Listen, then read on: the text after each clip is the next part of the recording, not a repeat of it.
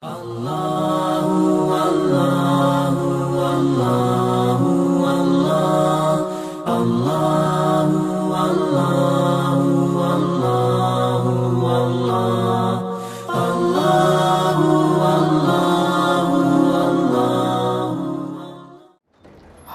مجلس اور معزز خواتین، السلام علیکم ورحمۃ اللہ وبرکاتہ۔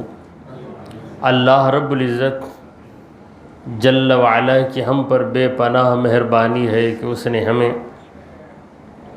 آقائے نامدار احمد مختار مدنی تاجدار دونوں جہاں کے سردار حضرت محمد مصطفیٰ رسول خدا صلی اللہ تعالی علیہ وآلہ وسلم کی بابرکت امت میں پیدا فرمائے۔ سامعین کرام، جس آیت مبارکہ کی میں نے تلاوت کی ہے وہ سورہ بقرہ کی 259 نمبر کی آیت ہے، آیت نمبر 250 پر 9۔ اللہ تعالی فرماتا ہے او کالذی مر علی قریہ، یا اس آدمی کی طرح جو ایک بستی پر سے گزرا۔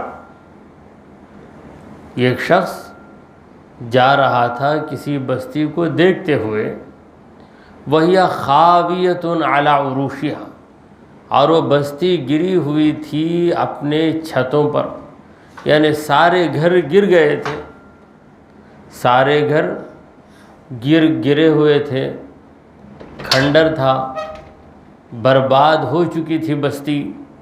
قال، تو اس گزرنے والے نے کہا، اس رہرو نے، راستہ چلنے والے نے کہا، انا یحیی ہذہ اللہ بعد موتہا، کیسے زندہ کرے گا اللہ اس بستی کو اس کے مرنے کے بعد؟ یعنی اس بستی کے ہزاروں لوگ مر چکے ہیں، دوبارہ یہ بستی کو اللہ کیسے آباد کرے گا؟ یا یہ مطلب کہ ان مرے ہوئے لوگوں کو اللہ کیسے زندہ کرے گا؟ فَأَمَاتَهُ اللَّهُ مِئَةَ عَامٍ، تو اللہ نے اس انسان کو 100 برس تک موت دے دی، موت طاری کر دی 100 برس تک اس پر۔ ثُمَّ بَعْثَ، 100 برس کی لمبی مدت، ایک صدی گزرنے کے بعد پھر اللہ نے اس آدمی کو زندہ کیا۔ قال کم لبثت، اللہ نے کہا تم کتنی دیر تھے، یعنی موت تم پر طاری ہوئی، کتنی دیر تک تم اس حالت میں تھے، مرے ہوئے تھے؟ قال، اس نے جواب دیا، لبثت یوما او بعض یوم، میں یا تو ایک دن ایسی حالت میں رہا ہوں یا پورا دن بھی نہیں، بعض یوم، دن کا کچھ حصہ، یعنی چند گھنٹے۔ قال، اللہ نے کہا، بل لبثت 100 عام، نہیں تیری بات غلط ہے، بلکہ تو 100 برس رہا ہے۔ فانظر الی طعامک و شرابک، دیکھ تیرے کھانے کی طرف اور پینے کی جو چیز تو لایا ہے اسے دیکھ، لم یتسنہ، کوئی چیز خراب نہیں ہوئی، اتر جاتی چیز، کھانے کی چیز بدبو آ جاتی، اس میں کچھ بھی نہیں ہے، بالکل تازہ ہے تیرا کھانا، 100 سال تک جو کھانا رکھا ہوا ہے جوں کا توں تازہ ہے۔ وَنظُرْ إِلَى حِمَارِكَ، دیکھ تیرے گدھے کی طرف، جس گدھے پہ تو سوارا ہو کے آیا وہ گدھا دیکھ۔ وَلِنَجْعَلَكَ آیَةً لِلنَّاسِ، تاکہ ہم تجھے لوگوں کے لیے عبرت بنائیں۔ وَنظُرْ إِلَى الْعِظَامِ، دیکھ ہڈیوں کی طرف، کیف ننشزها، کیسے ہم ان ہڈیوں کو پیدا کرتے ہیں۔ ثم نکسوها لحما، پھر ان ہڈیوں کو گوشت پہنا دیتے ہیں۔ فلما تبین له، پس جب یہ بات ان پر روشن ہو گئی، قال، اس شخص نے کہا، اعلم ان اللہ علی کل شیء قدیر، میں جانتا ہوں کہ بے شک اللہ ہر چیز پر قدرت رکھتا ہے۔ یہ آیت، اس میں ایک واقعہ اور اس واقعے کے ذریعے اللہ نے یہ واضح کیا کہ مرے ہوئے لوگوں کو ہم زندہ کر سکتے ہیں، اور کسی ایسی چیز کو جو ایک رات گزرنے پہ سڑ جاتی ہے اسے ہم ایک صدی، ایک سال نہیں، مکمل 100 سال اسے یوں ہی رکھیں۔ مثلاً بریانی ہم نے پکا کر اس کو رکھ دیا برتن میں، کب تک وہ بریانی رہے گی؟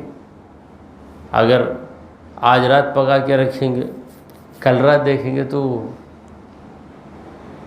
بریانی چہرہ بگاڑ لے گی اس کا، اور پھر دوسری رات گزر جائے، 24 کے اوپر 24 گھنٹے گزر جائیں، 48 گھنٹے ہوں، اس کے بعد دیکھو تو اس کا چہرہ بگڑنے سے پہلے تمہارا چہرہ بگڑ جائے، ویسی بدبو، بولیں گے اتر گیا کھانا، اتر گیا کا مطلب کیا اتر گیا؟ یعنی اب ہمارے اندر اترنے کی اسے ضرورت نہیں، پہلے اتر چکا ہے تو چھوڑ دیں گے۔ تو پروردگار نے جتایا کہ ویسی چیز کو جو عموماً سڑ جاتی ہے، خراب ہو جاتی ہے، اسے ہم 100 سال تک تر و تازہ رکھ سکتے، اور جو 100 سال تک جی سکتا ہے اسے ایک لمحے میں مار سکتے۔ تو یہ واقعہ کس کا ہے؟ وہ آدمی کون تھا؟ قرآن نے نام نہیں لیا، بعض مفسروں نے اسی حالت پہ چھوڑ دیا، اور بعض مفسروں نے کہا کہ وہ گزرنے والے، اس بستی سے جانے والے انسان، اللہ کے پیغمبر حضرت عزیر علیہ السلام تھے۔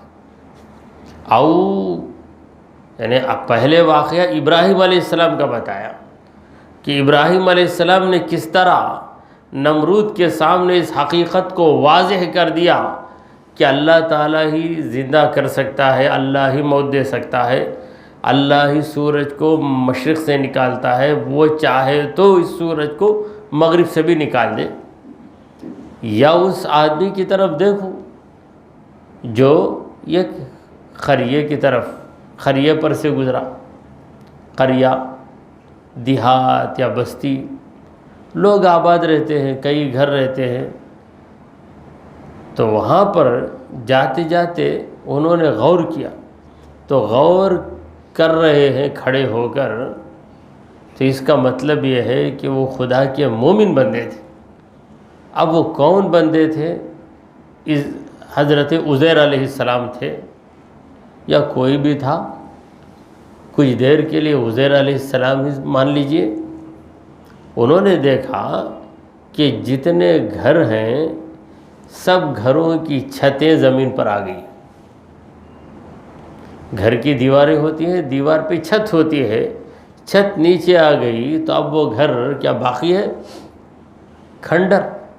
100 گھر ہیں، 100 گھروں کی چھتیں سب زمین پہ گر پڑی، دیواریں بھی ٹوٹ پھوٹ کر ادھر ادھر بکھر گئی ہوں گی۔ تو یہ منظر انہوں نے دیکھا۔ دیکھنے کے بعد ان کی زبان سے تعجب بھرے الفاظ نکل گئے، کہنے لگے کہ اللہ کیسے زندہ کرے گا؟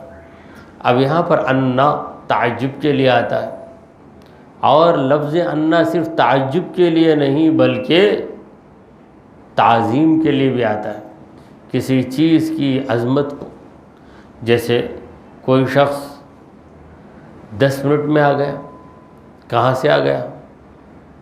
دور دراز مسافت طے کر کے جہاں سے آنے میں آدھا گھنٹہ ہوتا 10 منٹ میں آ گیا، تو ہم اسے کیا پوچھتے ہیں؟ کیسا آ گیا؟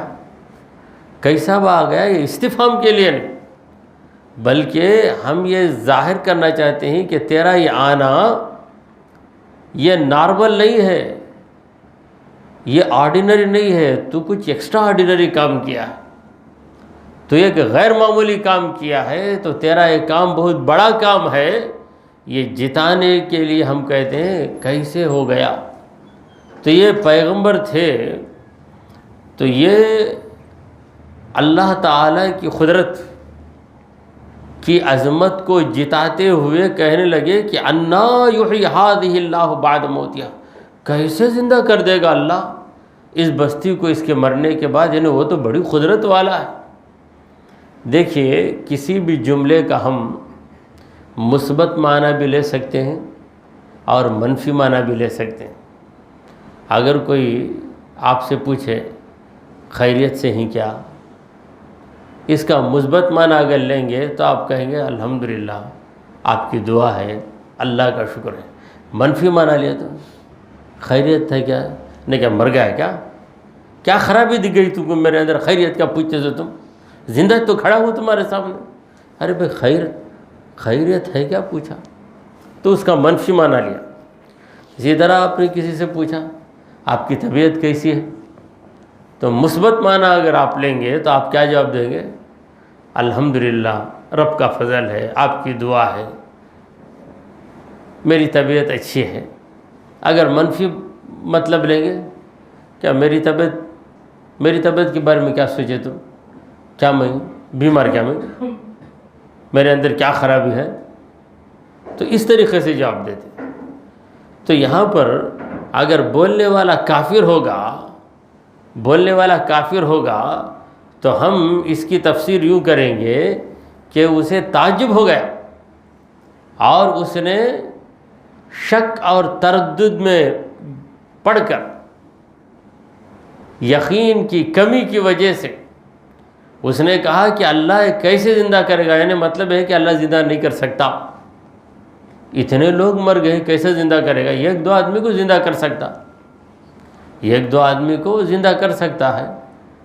تو یہ اگر کافر اس کا قائل ہو تو، مگر اکثر روایتیں ہیں کہ وہ کافر انسان نہیں تھا بلکہ اللہ کے پیغمبر حضرت عزیر علیہ السلام تھے، اور حضرت عزیر علیہ السلام نے اللہ تبارک و تعالیٰ کی قدرت کی عظمت کا استحضار کیا اور عرض کرنے لگے کہ واقعی اللہ اس اجڑی ہوئی بستی کو دوبارہ زندہ کرے گا، کیسے کرے گا، یہ کیا شان ہے اس کی۔ جیسے کسی ماں کو ایک ہی حمل میں 5 بچے پیدا ہو گئے، ایسے بھی واقعے ہوئے، تب ایک مومن وہاں دیکھ کر اللہ کیسا پیدا کر ڈالا رہا 5 بچے، تو اس کا یہ مطلب نہیں کہ اسے شک ہو گیا، بلکہ وہ اللہ تبارک و تعالیٰ کی قدرت کی عظمت کو جتانا چاہتا ہے۔ تو اللہ تعالیٰ نے اس مومن بندے کو بھی اپنی قدرت کا مشاہدہ کرنا چاہا۔ اب تک تیرا علم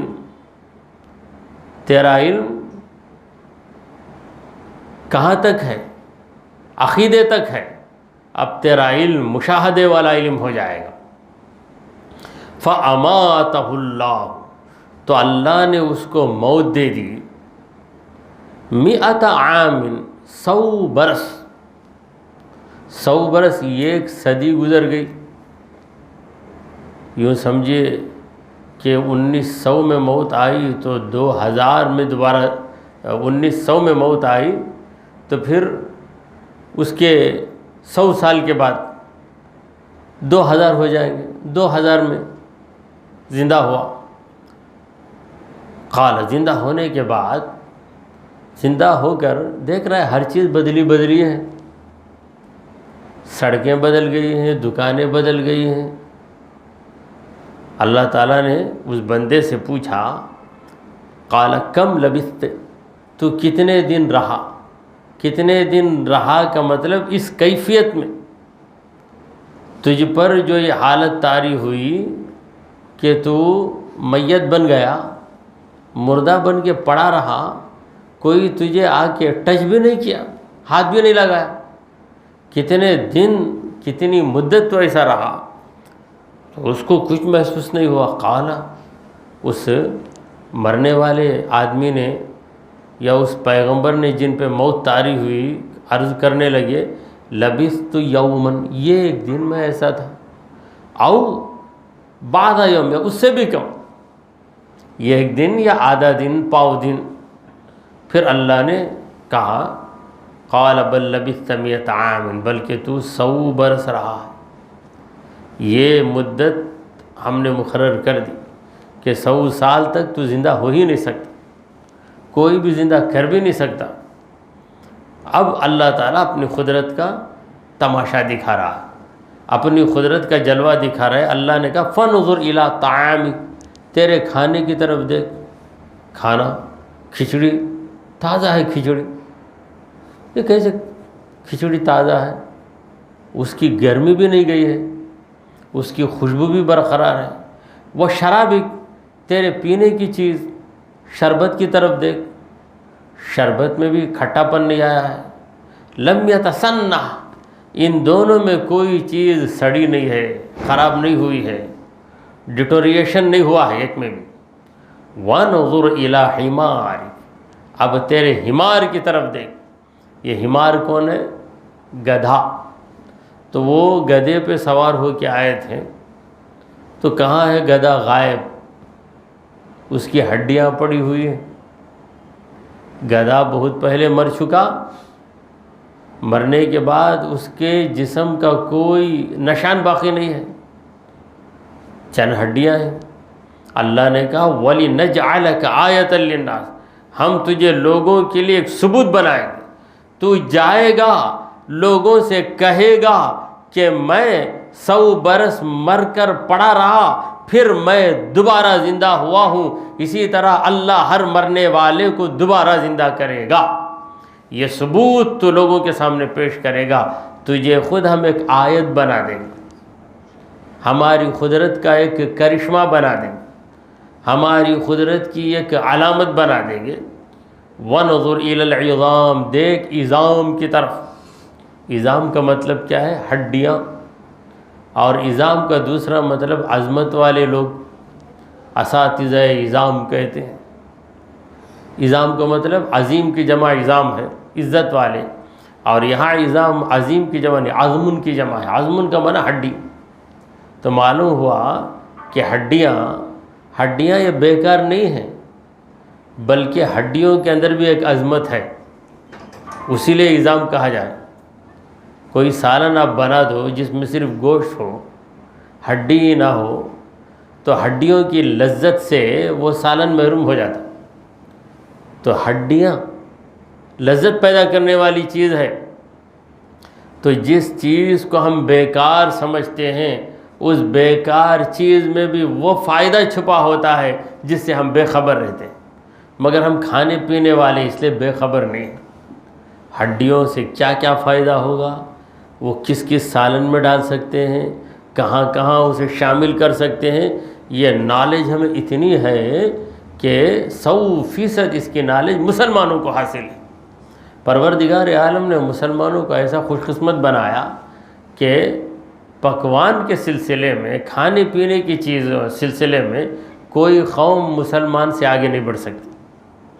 تو مسلمان کھاتا بھی ہے، کھلاتا بھی ہے، کھانے کے معاملے میں کنجوسی بھی نہیں کرتا۔ ایک دو ایسے ہوں گے، ہو سکتے ہیں، مگر اکثر مسلمان۔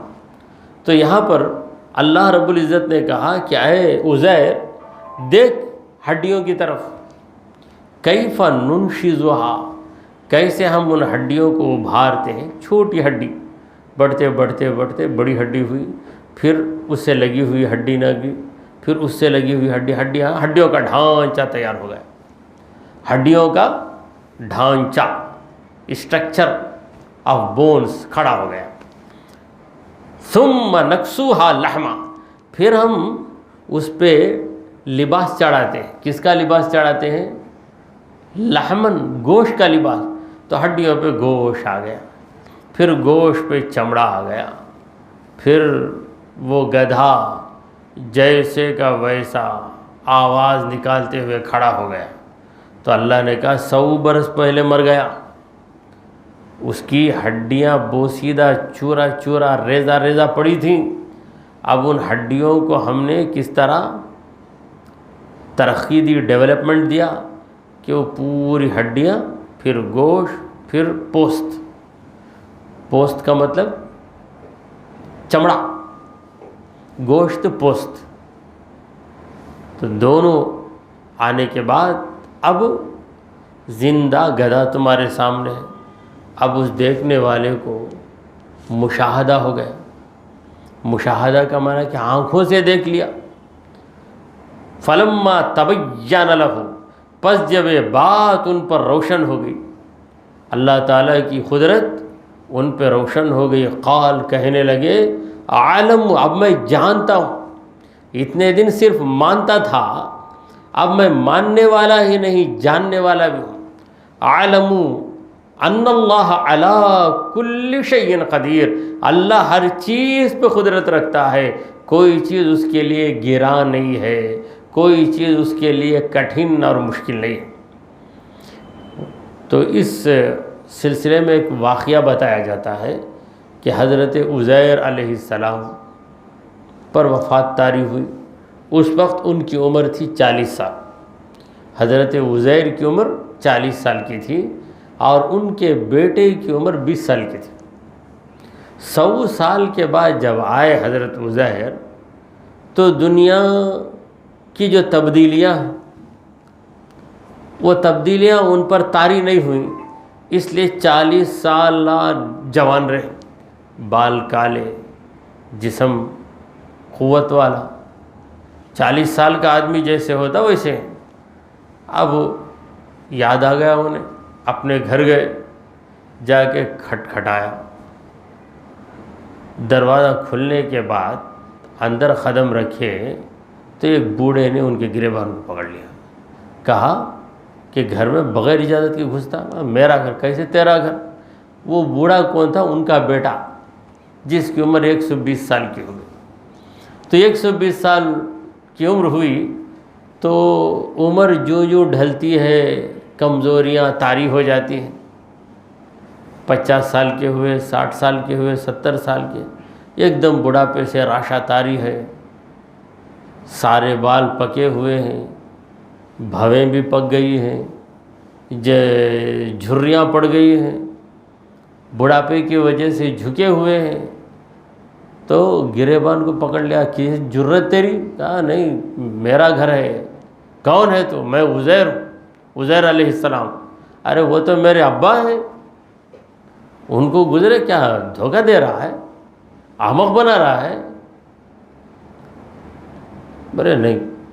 پھر لوگ جمع ہو گئے، کہا میں عزیر ہوں، میں عزیر ہوں. کیا عزیر غائب ہو گئے؟ کہاں لاپتہ ہو گئے؟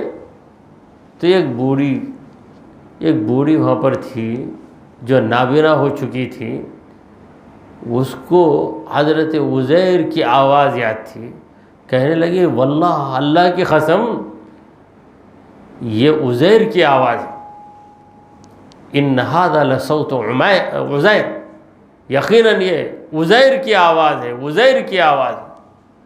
لوگوں نے اس بوڑھی سے کہا تجھے یاد ہے مگر یہ عزیر ایک دم نوجوان ہے، عزیر کا بیٹا بڑھاپے کی عمر میں پہنچ چکا ہے، لڑکھڑا رہا ہے، یہ عزیر کے پوتے کی عمر سے بھی چھوٹی عمر کا ہے. پھر بوڑھی نے کہا کہ نہیں، یہ ایک بات میں تمہیں بتاتی ہوں کہ توریت شروع سے آخر تک عزیر کو یاد تھی. توریت شروع سے آخر تک عزیر کو یاد تھی، دوسرے کو یاد نہیں. اس لیے تم لوگ توریت لاؤ اور اس سے کہو کہ وہ پڑھے. اگر وہ پڑھ دے تو سمجھ لو کہ وہ عزیر ہی ہیں. تو آپ نے پڑھ کے سنا دیا، پھر لوگوں کو بتایا. تو یہ واقعہ بھی ضمن میں تفسیر کی کتابوں میں ذکر کیا جاتا ہے. تو بعض لوگ معمے کے طور پر پوچھتے ہیں وہ کون سا باپ ہے جس کی عمر 40 ہے مگر بیٹے کی عمر 120 سال، یعنی بیٹا باپ سے بھی بڑا.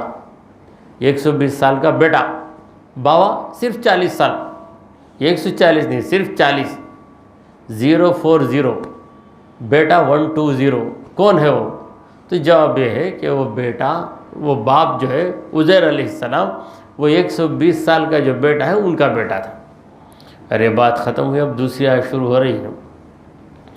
وَإِذْ قَالَ إِبْرَاهِيمُ، اور جب کہا ابراہیم علیہ السلام نے، ربی، میرے پالنے والے، میرے پروردگار، ارینی، مجھے دکھا، کیف تحیی الموتا، کیف تحیی الموتا، تو مرے ہوئے لوگوں کو کیسا زندہ کرتا مجھے دکھا۔ یہ شان خلیلی ہے۔ محبت میں بندہ اپنے مولا سے سوال کرتا ہے، اے پروردگار تو مردوں کو زندہ کرے گا، اس میں رائی کے دانے کے برابر بھی شک نہیں ہے، مگر تیری قدرت کے اس کرشمے کو میں اپنی آنکھوں سے دیکھنا چاہتا ہوں، مجھے دکھا۔ کیف تحیی الموتا، قال، اللہ نے کہا، اولم تؤمن، کیا تو ایمان نہیں لایا؟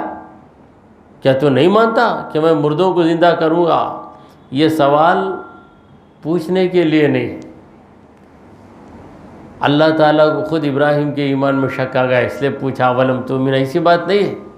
اللہ تعالیٰ جانتا ہے کہ ابراہیم علیہ السلام ایمان کے بلند مقام پر فائز ہیں، اس کے باوجود یہ پوچھنا ہم کلامی کا لطف حضرت ابراہیم کو دینا ہے۔ اے ابراہیم، تو لاڑو پیار سے مجھے پوچھتا ہے تو میں بھی تجھے محبت بھرے انداز میں پوچھتا ہوں، اولم تؤمن، تو مومن نہیں ہوا کیا؟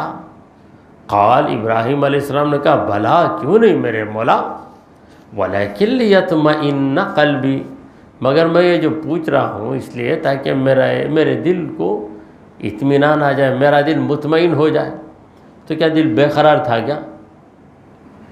دل بے قرار نہیں تھا، دل کو پہلے ہی سے اطمینان ہے، اطمینان پر اطمینان ہو جائے تاکہ میں لوگوں سے کہہ سکوں کیا یہ لوگوں اللہ مردے کو زندہ کرتا ہے، یہ بات میں علم کی روشنی میں نہیں مشاہدے کی روشنی میں کہہ رہا ہوں، یہ لوگوں کو میں سمجھا سکوں۔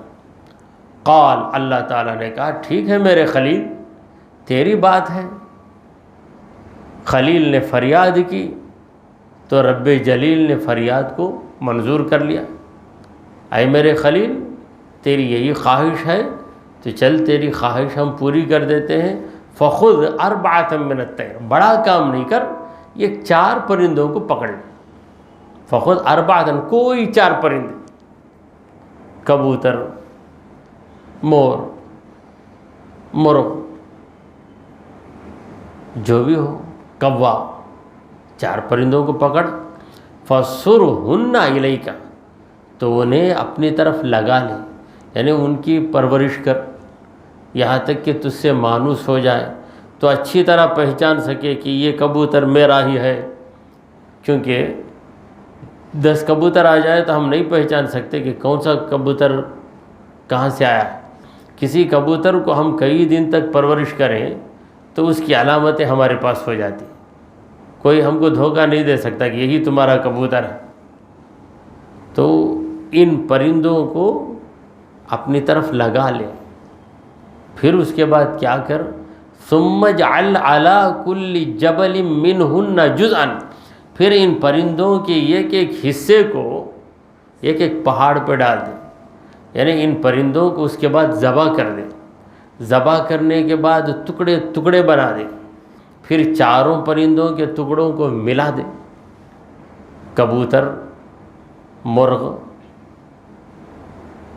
اور کوا،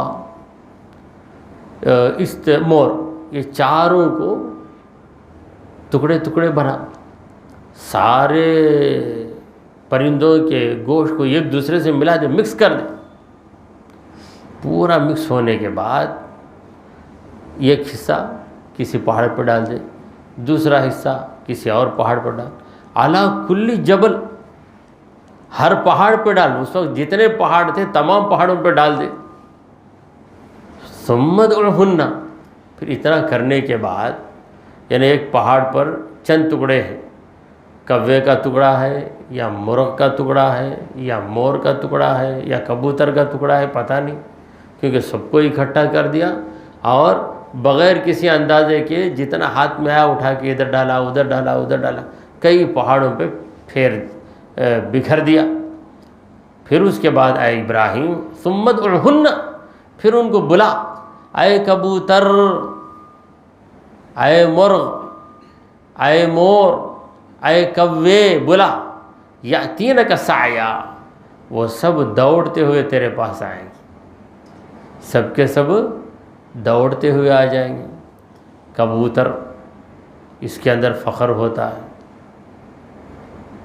مور، اس کے اندر عجب ہوتا ہے، اور پھر کوے کے اندر حرص، مرغ کے اندر خواہش۔ تو یہ 4 پرندے کو جو ذبح کیا، گویا اس میں نکتہ ہے کہ انسان ان 4 صفتوں کو تو ذبح کر دے، خود کو بڑا سمجھنا چھوڑ دے، خود کو بہتر سمجھنا، عجب کا معنی کیا؟ میں اچھا، میرے اندر کوئی خراب نہیں، ایسے سب کام میں نہیں کروں گا۔ کسی کی خرابی سنتے ہی ہم لوگ کیا بولتے ہیں؟ ایسے سب کام میں نہیں کروں گا۔ کیوں نہیں کرے گا؟ اللہ نہیں بچائے گا تو اس سے بڑا برا کام کر دے گا، اس سے بھی بھاری گناہ کر سکتا ہے اگر رب مدد نہ فرمائے۔ تو یہ چھوڑ دے، اور جو حرص ہے کوے کے اندر، اسے چھوڑ دے، مرغ کے اندر جو نفسانی خواہش ہے اسے چھوڑ دے۔ تو یہ ایک نکتہ تھا جس کے اندر باطنی تربیت کا ایک طریقہ بتایا گیا۔ اب یہاں پر بات اصل پرندوں کی ہو رہی ہے۔ اس کا یہ بھی مطلب نہیں کہ اللہ نے ابراہیم علیہ السلام سے کہا کہ تکبر کو نکال دو تم خود سے، عجب کو نکال دو۔ اگر وہ ہے تو اس میں کیف تحیی الموتیٰ کا جواب ہی نہیں آئے گا۔ تو مرے ہوئے کو زندہ کرنا، یہ کرشمہ ابراہیم علیہ السلام اپنی آنکھوں سے دیکھنا چاہتے ہیں۔ تو ایسا ہی کیا ابراہیم علیہ السلام، 4 پرندوں کو ذبح کیا، پھر ان کے ٹکڑے ٹکڑے کر دیے، پھر سب ٹکڑوں کو ملا کر ایک پہاڑ پہ کچھ ڈال دیا، پھر پکارا تو سارے پرندے آگے کھڑے ہو گئے ابراہیم علیہ السلام کے سامنے بالکل زندہ ہو کر۔ وَعْلَمْ، جان لیا ابراہیم اے میرے خلیل، ان اللہ عزیز حکیم، یقیناً اللہ عزت والا، حکمت والا ہے، وہ غلبے والا ہے، سب کچھ کر سکتا ہے مگر سب کچھ نہیں کر رہا ہے۔ اتنے دنوں سے مسلمانوں کو ستایا جا رہا ہے این آر سی کے نام پر، کچھ بھی نہیں کر رہا ہے۔ کیوں نہیں کر رہا ہے؟ حکیم، حکمت والا ہے، مہلت دے رہا ہے۔ کسی ناچنے والے کو زیادہ نچا رہا ہے، کیونکہ زیادہ ناچے گا تو اتنی زیادہ چکر کھا کے گر جائے گا۔ وہ حکمت ہے پروردگار عالم۔ تو اسی لیے اللہ تعالیٰ نے دونوں صفتوں کا ذکر کیا، عزیز، حکیم۔ عزیز کا تقاضا یہ ہے کہ دشمنوں کو، کافروں کو ایک ہی لمحے میں چپکا کے رکھ دے، مگر حکمت کا تقاضا یہ ہے کہ موقع دیا جائے، تاکہ کل یہ کافر یہ نہ کہیں کہ ہمیں موقع ملتا تو ہم ایمان لے آتے، ہمیں موقع ملتا تو ہم غور و فکر کرتے۔ ابو جہل کو اللہ نے کتنا موقع دیا؟ 13 برس موقع دے دی، 13 برس اور پھر 1 برس، 14 برس۔ جب سے نبی کریم صلی اللہ علیہ وسلم نے اپنے نبی ہونے کا اعلان کیا، ابو جہل کی مخالفت شروع ہوئی۔ مکے میں 13 سال تھے ہمارے سرکار، 13 سال ابو جہل کو موقع تھا، تو نبی کے چہرے کو دیکھ رہا ہے، نبی کے کردار کو دیکھ رہا ہے، سنبھل جا سنبھل جا، نہیں سنبھلا۔ مدینہ گئے، پہلا سال گزرا تب بھی نہیں سنبھلا۔ دوسرے سال میں جنگ بدر واقع ہوئی، جنگ بدر میں مر گیا۔ اب وہ یہ نہیں بول سکتا کہ مجھے موقع نہیں ملا، 14 سال موقع ملا نا، 14 سال موقع ملا۔ اگر غور کرتا تو سنبھل جاتا، مگر غور کیسے کرے گا؟ جس کے اندر ہٹ دھرمی اور تعصب آ جائے وہ غور و فکر کرے گا ہی نہیں۔ دعا کیجئے کہ پروردگارا، ہم نے جو کچھ کہا اور سنا اسے قبول فرما لیں۔ اے اللہ، ہمارے گناہوں کو معاف فرما، ہماری خطاؤں کو درگزر کر دے۔ اے رب کریم، ہم پر تیری رحمت نازل فرما۔ اے اللہ، ہمیں سیدھے راستے پر چلا، تیرے انبیاء اور تیرے اولیاء کے راستے پر چلا۔ اے رب قدیر، ہمارے دلوں میں ایمان کامل پیدا فرما، مضبوط یقین پیدا فرما۔ اے رب ذوالجلال، محشر کے دن ہماری لاج رکھ لے اور ہم سب کو نبی کریم صلی اللہ تعالی علیہ وآلہ وسلم کی شفاعت نصیب فرما. وصلی اللہ تعالی علی خیر خلقہ سیدنا و مولانا محمد وعلی آلہ واصحابہ اجمعین.